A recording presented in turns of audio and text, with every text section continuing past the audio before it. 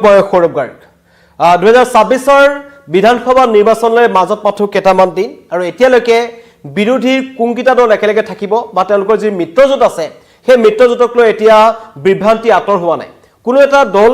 ভালকৈ আলোচনাত বহা নাই কিন্তু সকলোৱে কৈ আছে যে বিৰোধীয়ে একলগ হ'ব লাগে বা বিৰোধী যিবোৰ তেওঁলোকৰ নেতা আছে লুৰিণজ্যোতি গগৈ হওক অখিল গগৈ হওক গৌৰৱ গগৈ হওক তেওঁলোকে বা অজিত ভূঞা হওক তেওঁলোকে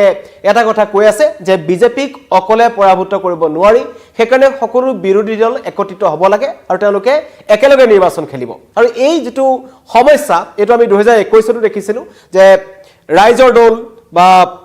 অসম জাতীয় পৰিষদ কংগ্ৰেছ এডিএফ বা অজিত ভূঞা যি দল আছে তেওঁলোকে কেনেকৈ খেলিব নিৰ্বাচন কেনেকৈ একলগ হ'ব কাৰণ ইয়াৰ আগতে দেখিছিলো যে এই মিত্ৰতাৰ ক্ষেত্ৰত বাৰম্বাৰ এটা ৰহস্যজনক ভূমিকা গ্ৰহণ কৰে অখিল গগৈ সকলো ঠিকে থাকে তেওঁলোকৰ হোটেলত তেওঁলোকে আলোচনা কৰে আৰু আলোচনাৰ পাছত কংগ্ৰেছৰ বিৰুদ্ধে এটা মন্তব্য কৰি দিয়ে বা অন্য দলৰ বিৰুদ্ধে এটা মন্তব্য কৰি দিয়ে তেওঁলোকৰ মিত্ৰতা ভাঙি যায় কিন্তু এবাৰ কাৰণ ইতিমধ্যে 2026 নিৰ্বাচনলৈ বেছি দিন নাই এতিয়াও যদি তেওঁলোকৰ মিত্ৰতা স্পষ্ট হোৱা নাই কাৰণ কোনটো দলক কোনখন আসন এৰি দিব কাৰণ ইতিমধ্যে শিৱসাগৰত অখিল গগৈ বিধায়ক হৈ আছে এবাৰ তেওঁ শিৱসাগৰৰ পৰা নিৰ্বাচন খেলিব নে শিৱসাগৰ কংগ্ৰেছক এৰি দিব নে বেলেগ দলক এৰি দিব নে তেওঁ কৰ পৰা নিৰ্বাচন খেলিব কাৰণ সময় হাতত একেবাৰে কম নিৰ্বাচনী প্ৰচাৰ চলোৱাৰ সময় আহি পৰিছে আৰু ইতিমধ্যে সকলো দলে তেওঁলোকে ককালত টঙালি বান্ধিছে বিজেপিৰ কথা যদি ক'বলৈ যাওঁ বিজেপি যি মিত্ৰজোঁট আছে তেওঁলোকৰ স্পষ্ট কথা যে অসম গণ পৰিষদৰ লগত তেওঁলোকৰ মিত্ৰতা থাকিব দুই এখন আসন ইফাল হ'ব পাৰে কমিব পাৰে বা বাঢ়িব পাৰে আৰু হেতু আলোচনাৰ মাধ্যমেৰে হ'ব বিপিএফ আৰু ইপিপিএল বিজেপিৰ লগত আছে তেওঁলোকৰ মিত্ৰতাক লৈ কোনো জটিলতা নাই হেতু মুখ্যমন্ত্ৰী ইতিমধ্যে স্পষ্ট কৰিলে আজি গৃহমন্ত্ৰী অমিত শাহ আহি আছে তেওঁলোকে কথা পাতি ল'ব কিন্তু বিৰোধীৰ ক্ষেত্ৰত যদি ক'বলৈ যাওঁ আজি গৌৰৱ গগৈ এটা অত্যন্ত এই মুহূৰ্তত এটা গুৰুত্বপূৰ্ণ মন্তব্য কৰিলে তেজপুৰত তেওঁ কৈছে যে 2026 নিৰ্বাচনত কংগ্ৰেছ দলটোৱে অসমৰ 126টা সমষ্টিৰ ভিতৰত প্ৰায় 100টাতকৈ অধিক আসনত তেওঁলোকে প্ৰতিদ্বন্দ্বিতা কৰিব হেতু হৈছে কংগ্ৰেছৰ মন্তব্য মানে প্ৰদেশ কংগ্ৰেছৰ সভাপতি গৌৰৱ গগৈ স্পষ্ট কৰি দিছে যে কংগ্ৰেছে 100খনতকৈ অধিক আসনত তেওঁলোকে নিজে প্ৰতিদ্বন্দ্বিতা কৰিব বাকি যদি 26খন থাকিলে তাত তেওঁলোকে বিৰোধী যিবোৰ আন দল আছে তেওঁলোকৰ মাজত আলোচনাৰ প্ৰসংগৰে তেওঁলোকে এৰি দিব এটা কংগ্ৰেছৰ লগত অন্য দলসমূহ আলোচনা হোৱাই নাই আৰু এতিয়া প্ৰসংগৰ উত্থাপন হৈছে যে যি আসনৰ ভাগ বতৰাৰ কথা আহিছে কংগ্ৰেছে বিচাৰিলে সেই সমষ্টিটো তেওঁলোকক দিবনে নে ৰাইজৰ দল বা অসম জাতীয় পৰিষদ তেওঁলোকেও তাত প্ৰতিদ্বন্দ্বিতা আগবঢ়াব সেয়া কিন্তু এতিয়ালৈকে স্পষ্ট কৰা হোৱা নাই আৰু সেই কাৰণে কোৱা হৈছে যে বিৰোধীৰ মিত্ৰতাত এতিয়াও এটা নতুন জট লাগি আছে এটো নতুন এটা জট আৰম্ভ হৈছে কাৰণ গৌৰৱ গগৈ যেটো কথা ক'লে যে তেওঁলোকে 100খনতকৈও অধিক আসন খেলিব বা প্ৰতিদ্বন্দ্বিতা কৰিব তেন্তে অসম জাতীয় পৰিষদ ৰাইজৰ দল এই দলসমূহলৈ তেওঁলোকে কোনকিখন আসন এৰি দিছে বুলি তেওঁলোকে ভাবিছে কাৰণ অসম জাতীয় পৰিষদ বা ৰাইজৰ দল তেওঁলোকৰ যি সাংগঠনিক ভেটি আছে বা তেওঁলোকৰ যিসকল সমৰ্থক আছে অসমৰ কোন প্ৰান্তত আছে হেতু আটাইতকৈ ডাঙৰ কথা কাৰণ লুৰিণজ্যোতি গগৈ লোকসভা নিৰ্বাচনো খেলিছিল সৰ্বানন্দ সোণোৱালৰ বিৰুদ্ধে আমি দেখিছিলো ডিব্ৰুগড়ৰ পৰা আৰু তাতো তেওঁ ভোট পাইছে কেন্দ্ৰীয় মন্ত্ৰীৰ বিৰুদ্ধে তেওঁ যথেষ্ট সংখ্যক ভোট পাইছে তেনে ক্ষেত্ৰত যদি চাবলৈ যাওঁ লুৰিণজ্যোতি গগৈ বা অখিল গগৈয়ে উজনি অসমক অধিক প্ৰাধান্য দিব তেওঁলোকৰ ফালৰ পৰা তাত তেওঁলোকৰ সাংগঠনিক ভেটি বেছি আছে আৰু এতিয়া কংগ্ৰেছে কি ভাবি আছে সেইটো এতিয়ালৈকে স্পষ্ট হোৱা নাই আৰু গৌৰৱ গগৈ এটা কথা স্পষ্ট কৰি দিছে যে যি অভিযোগ আগৰ পৰা উত্থাপন হৈ আছিল যে সংখ্যালঘু ভোট কংগ্ৰেছ আৰু সংখ্যালঘু ভোট এটো এটা তেওঁলোকৰ আগৰ পৰাই তেওঁলোকৰ গাত এটা লাগি থকা দাগ আৰু এটো এবাৰ আইডিএফৰ বৰদৰদিন আজমলে বাৰম্বাৰ কৈ আছিল যে নিৰ্বাচন হোৱাৰ আগে বৰদৰদিন আজমলৰ আবিৰ্ভাৱ হয় তেওঁ আহি পেলাই ক'লে যে নহয় কংগ্ৰেছৰ সৈতে তেওঁলোকৰ পুনৰ মিত্ৰতা হ'ব কিন্তু আজি তেজপুৰত গৌৰৱ গগৈ পুনৰ স্পষ্ট কৰি দিছে যে আমাৰ আইডিএফৰ সৈতে কোনো ধৰণৰ আমাৰ মিত্ৰতা নহয় অন্য দলসমূহৰ সৈতে মিত্ৰতা হ'ব পাৰে কিন্তু কোনো কাৰণত বৰদৰদিন আজমলৰ দলটোৰ সৈতে তেওঁলোকৰ মিত্ৰতা নহয় 100খন আসন কংগ্ৰেছে প্ৰতিদ্বন্দ্বিতা কৰাৰ কথা কৈছে কিন্তু এতিয়ালৈকে তেওঁলোকে আনুষ্ঠানিকভাৱে কোনো বৈঠকত মিলিত হোৱা নাই যিখন বৈঠকত মিলিত হৈছিল সেইখন বৈঠকত এজন নেতাৰ বিয়া বাৰুৰ কথাই আলোচনা হ'ল পিছত মুখ্যমন্ত্ৰীয়ে খুব কটাক্ষ কৰিছিল আৰু অভিযোগ উত্থাপন হৈ আছে যে এবাৰ প্ৰায় কংগ্ৰেছে 20ৰ পৰা 22টা সমষ্টিৰ ভিতৰতে তেওঁলোকে চিন্তা কৰিছে সেইকেইটা হৈছে সংখ্যালঘু সমষ্টি আৰু সেই সমষ্টিকেইটাত টিকট প্ৰত্যাশীসকলৰ পৰা তেওঁলোকে ধন লোৱাৰ অভিযোগ উত্থাপন হৈছে এটো প্ৰসংগ প্ৰথমতে মুখ্যমন্ত্ৰী আনিছিল যে কংগ্ৰেছে এটা টিকটৰ বিনিময়ত এই প্ৰায় 20-22টা সমষ্টিত তেওঁলোকে 3 কোটি টকাৰ পৰা 10 কোটি টকালৈ তেওঁলোকে সংগ্ৰহ কৰিছে আৰু এই টকা সংগ্ৰহৰ ক্ষেত্ৰত অসম প্ৰদেশ কংগ্ৰেছৰ তত্ত্বাৱধায়ক জিতেন্দ্ৰ সিং আৰু তেওঁলোকে মিলি মিলি টকাখিনি লৈছে লগতে ৰকিবুল হুছেইনৰ প্ৰসংগটো উত্থাপন কৰা হৈছিল পিছৰ পৰ্যায়ত লাহে লাহে আবু তাহেৰ বেপাৰী যিজনে শেহতীয়াকৈ এআইডিএফত যোগদান কৰিলে তেওঁ কিন্তু এই কথাকে উল্লেখ কৰিলে যে কংগ্ৰেছত টিকটক লৈ দৰদাম চলি আছে আৰু এই অভিযোগ কংগ্ৰেছত দীৰ্ঘদিনীয়া ইয়াৰ আগতে এই অভিযোগ উত্থাপন হৈছিল আজি পুনৰ শেহতীয়াকৈ কংগ্ৰেছ ত্যাগ কৰা কমলাক্ষ দেৱ পুৰকায়স্থ বৰাকৰ এজন অত্যন্ত গুৰুত্বপূৰ্ণ নেতা যিজন শেহতীয়াকৈ দাদা ব্ৰিগেডৰ মানুহ বুলি বহুতে ক'ব বিচাৰিছে তেওঁ কাৰণ মুখ্যমন্ত্ৰীৰ সৈতে এটা খুব ঘনিষ্ঠতা আৰু এতিয়া তেওঁ কংগ্ৰেছৰ বিৰুদ্ধে পুনৰ একেই অভিযোগ উত্থাপন কৰিলে যে এইবাৰ কংগ্ৰেছত 3 কোটিৰ পৰা 10 কোটি টকালৈকে টিকটৰ প্ৰত্যাশীসকলৰ পৰা ধন ল'ব আৰু পীযুষ হাজৰিকাই যেটো মন্তব্য কৰিছিল কাৰণ প্ৰথমতে যেতিয়া টকা সংগ্ৰহৰ কথা অভিযোগ উত্থাপন হ'ল কংগ্ৰেছৰ বিৰুদ্ধে তেতিয়া জিতেন্দ্ৰ সিঙে যোনদিনাখনে এই অভিযোগ অস্বীকাৰ কৰিছিল সেই দিনাখনে কিন্তু পীযুষ হাজৰিকাই এটা মন্তব্য কৰিছিল যে নহয় এবাৰ ৰাজীৱ ভৱনত টিকট দিয়াৰ দিনাখন মাৰপিট হ'ব কাৰণ টকা কেইবাজনৰ পৰা ল'ব আৰু এজনকহে টিকট দিব মাৰপিট হোৱাটো স্বাভাৱিক কথা এনেকুৱা ধৰণৰ অভিযোগ উত্থাপন কৰি আছিল কিন্তু তাৰ মাজতেই তেজপুৰৰ পৰা গৌৰৱ গগৈৰ এটা মন্তব্য আহিছে যেটো মই আপোনালোকক শুনাম য'ত তেওঁ কৈছে যে ২৬ৰ নিৰ্বাচনত অকলেই কংগ্ৰেছে ১০০ খনতকৈ অধিক আসনত প্ৰতিদ্বন্দ্বিতা কৰিব তেন্তে বিৰোধীৰ যি ৰাইজৰ দল আছে বা অসম জাতীয় পৰিষদ আছে তেওঁলোকলৈ কোনকিটা দল এৰিছে বা সিপিআইএম আছে তেওঁলোকলৈ কোনকিখন আসন এৰিছে কংগ্ৰেছে যেটো গৌৰৱ গগৈৰ মন্তব্য আহিছে আপোনালোকক শুনাম বিচাৰিছো সংকল্প লৈছো যে আহা বিধানসভা নিৰ্বাচনত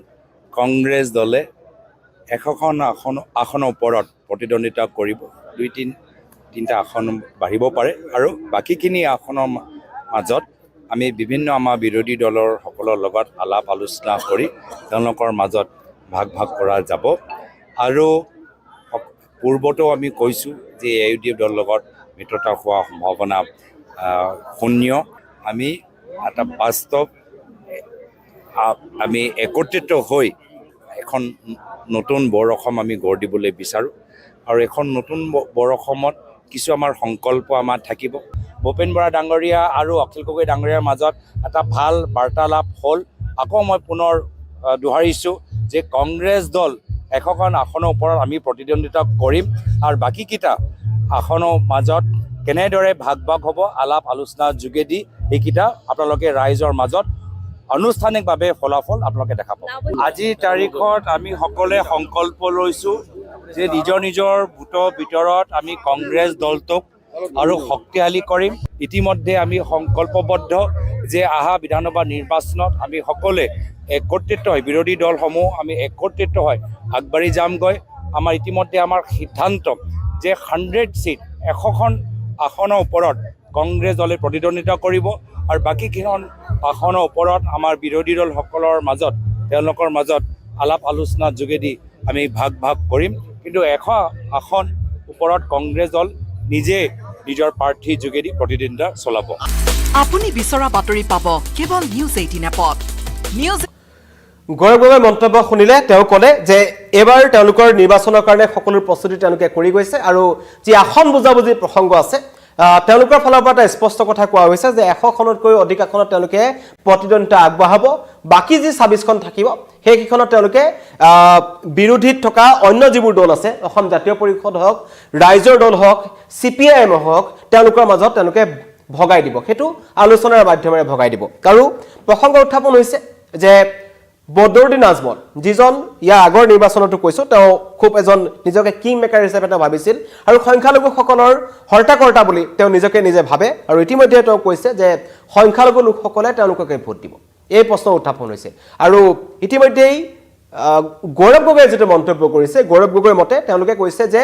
বিজেপিৰ বি টিম হৈছে এআইডিএফ আৰু বিজেপিৰ বি টিমৰ সৈতে আমি কোনো ধৰণৰ মিত্ৰতা নকৰো এই কথা স্পষ্ট কৰি দিছে গৌৰৱ গগৈ আৰু এতিয়া আলোচনা কেতিয়া হ'ব সেই লক্ষণীয় হ'ব কাৰণ হোটেল লিলি হওক বা অন্য কিবা ৰিজৰ্টত হওক কাৰণ বিৰোধীৰ যিখন আলোচনা হয় সেইখনক লৈ সকলোৰে চকু থাকে কিন্তু সময় খুব কম আৰু এই কথা মন্তব্য কৰিছে কংগ্ৰেছৰ এজন প্ৰাক্তন মন্ত্ৰী তথা জ্যেষ্ঠ নেতা পিঠিমাজি তেওঁ নিজে এটা কথা কৈছে যে আজি যেহেতু কংগ্ৰেছৰ ১৪০ বছৰীয়া প্ৰতিষ্ঠা দিৱস আছিল এই প্ৰতিষ্ঠা দিৱসত তেওঁ অংশ লৈছে দীৰ্ঘদিন ধৰি লাহোল সমষ্টিৰ পৰা তেখেতে আমাৰ ইয়াক সকলোকে নেতৃত্ব প্ৰদান কৰি আছিল কংগ্ৰেছৰ এজন মন্ত্ৰী আছিল তেওঁ এটা কথা বুজি পাইছে যেহেতু জ্যেষ্ঠ নেতা তেওঁ এটা কথা কৈছে কংগ্ৰেছ এবাৰ যদি ক্ষমতাত আহিব লাগে 2024 যদি কংগ্ৰেছ ক্ষমতালৈ আহিব লাগে বহুত বেছি কষ্ট কৰিব লাগিব বহুত বেছি কষ্ট কৰিব লাগিব দিনত মিটিং পাতিলে নহব মানুহৰ ঘৰে ঘৰে যাব লাগিব মানুহৰ সমস্যাবোৰৰ কথা বুজিব লাগিব আৰু মানুহৰ মনৰ পৰা কংগ্ৰেছ যেনেকৈ ওলাই আহিছিল তেওঁলোকৰ সেই স্থান পুনৰ ল'বগৈ লাগিব আৰু সেই কাৰণে এতিয়া কিন্তু সময় বহুত টাকৰ সেই কাৰণে এতিয়া দিনে নিশাই কাম কৰিব লাগিব তেতিয়াহে 26ৰ নিৰ্বাচন ভাল হ'ব এই মন্তব্য কৰিছে কংগ্ৰেছৰ জ্যেষ্ঠ নেতা পিঠি মাজিয়ে আৰু তেওঁ এটা কথা কৈছে যে এতিয়া যেনেকুৱা ধৰণৰ প্ৰচাৰ চলাই আছে বা বিভিন্ন ধৰণৰ কংগ্ৰেছৰ সহযোগী দলসমূহ বিভিন্ন ঠাইলৈ গৈছে মেল মিটিং কৰি দিছে কেৱল মেল মিটিং কৰিলে নহব তেওঁলোকে আলোচনা কৰিব লাগিব তেতিয়াহে কংগ্ৰেছ উদ্ধাৰ হ'ব এই প্ৰসংগ কৰিছে কিন্তু মিত্ৰতাক লৈ বিৰোধীত যিটো নতুন জট লাগিছে সেই নতুন জটটোৱে কাৰণ আজি গৌৰৱ গগৈৰ মন্তব্যটোৱে যথেষ্ট তাৎপৰ্য বহন কৰিছে কাৰণ কালি পৰহিলৈকে অখিল গগৈয়ে মন্তব্য কৰি আছিল যে মই অসমৰ যিকোনো সমষ্টিৰ পৰা খেলিলে মই জিকিম আৰু এতিয়া দেৱব্ৰত শইকীয়াই কৈছিল যে ঠিক আছে যদি তেওঁ খেলে তেন্তে শিৱসাগৰ সমষ্টিটোৰ পৰা কংগ্ৰেছক এৰি দিব লাগে এনেকুৱা ধৰণৰ মন্তব্য কৰিছিলে কিন্তু এতিয়া অখিল গগৈৰ সৈতে আলোচনা কেতিয়া হ'ব লুৰিণজ্যোতি গগৈৰ সৈতে আলোচনা কেতিয়া হ'ব লুৰিণজ্যোতি গগৈ অসম জাতীয় পৰিষদ বা ৰাইজৰ দলৰ অখিল গগৈ কোনকিটা সমষ্টিৰ পৰা তেওঁলোকে বিচাৰিব কাৰণ অজিত ভূঞাৰ মন্তব্য আহিছে কিছু সময় পূৰ্বে অজিত ভূঞাৰ মন্তব্য মই শুনাম অজিত ভূঞাই কিন্তু এই মুহূৰ্তত এটা মন্তব্য কৰিলে তেওঁ কৈছে যে পলমকৈ হলেও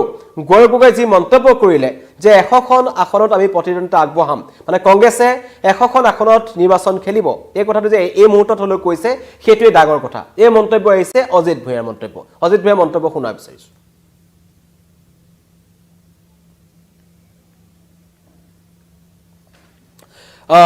অজিত ভূঞাৰ যেটো মন্তব্য তাত কিন্তু তেওঁ কৈছে যে হয় পলম হৈছে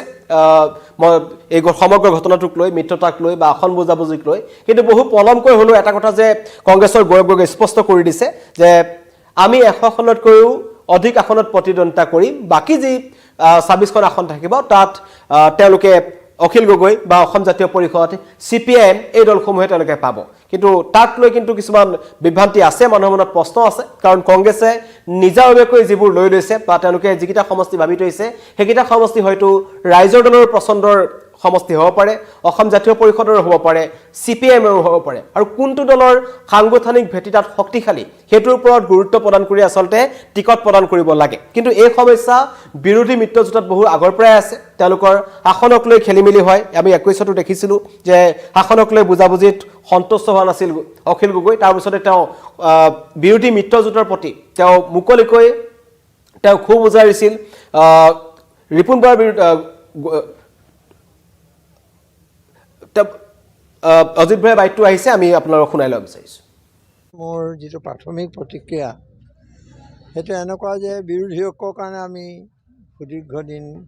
কাম কৰি আছোঁ ছজনীয়া গোটেও কৰি আছোঁ অন্য ধৰণেও কৰি আছোঁ আৰু নানান ধৰণৰ শংকা নানান ধৰণৰ সন্দেহ এইবিলাকেও মানুহৰ মাজত প্ৰতিক্ৰিয়া সৃষ্টি কৰিছে কিন্তু ৰাইজে বিচাৰিছে যে বিৰোধীসকলতা সঠিকভাৱে গঢ়ি তুলিব লাগে আৰু অলপতে মই আৰু নকওঁ কালি ওলাইছে সংবাদ মাধ্যমত যে 2 এদিনৰ আগতে আমি ছজনীয়া গোট হীৰেণ গোহাঁইৰ নেতৃত্বত আমি জিতেন্দ্ৰ সিঙৰ লগত দেৱব্ৰত শইকীয়াৰ লগত আলোচনাত বহিছিলোঁ আৰু বিৰোধীসকলৰ ওপৰত তেখেতসকলে গুৰুত্ব দিয়াত আমি সুখী হৈছিলোঁ মানে এইটো হ'বই বুলি কথা দিছিলে এতিয়া মোৰ বোধেৰে গৌৰৱ গগৈ যেতিয়া কৈছে এইটো এটা ভাল লক্ষণ আৰু তেওঁলোকৰ যে যিবিলাক অসুবিধা আছিলে বাধা আছিলে সেইবিলাক হয়তো আঁতৰিছে কাৰণে ৰাজহুৱাকৈ তেনেকৈ ক'ব পাৰিছে আগতে হয়তো ইমান স্পষ্ট ভাষাত কোৱা নাছিল